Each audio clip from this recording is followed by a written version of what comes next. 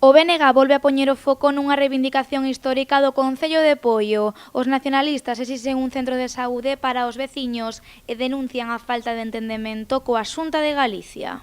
Dende o Concello se lle puxo a Xunta todas as facilidades para poder executar ese centro de saúde, e o único que nos atopamos sempre coa Xunta do Partido Popular son con problemas e con bloqueos para todo o que ten que ser que os veciños de Poio teñan o acceso a unha sanidade digna.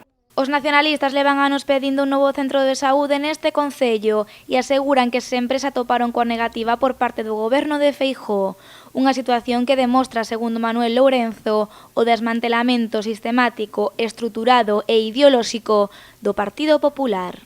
Unha evidencia que se traduce en que non se cubren as baixas, de que non hai personal sanitario suficiente, e todo isto ten un impacto tremendo en veciñanza que estivo pagando toda a súa vida para ter a sanidade pública que merece e que lóxicamente se atopa cunha realidade que creemos que é absolutamente insostible.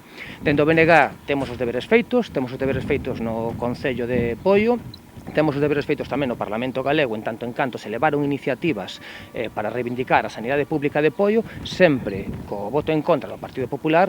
Eu creo que tamén é de xustiza decilo, cun silencio absolutamente atronador do señor Moldes, que no canto de poñerse do lado da veciñanza de Poio, prefire poñerse do lado dos recortes e do lado do Partido Popular. A crise do coronavirus será sen dúbida un dos piares nesta campaña electoral. Por iso o BNG fai fincapé na importancia de apostar pola sanidade pública.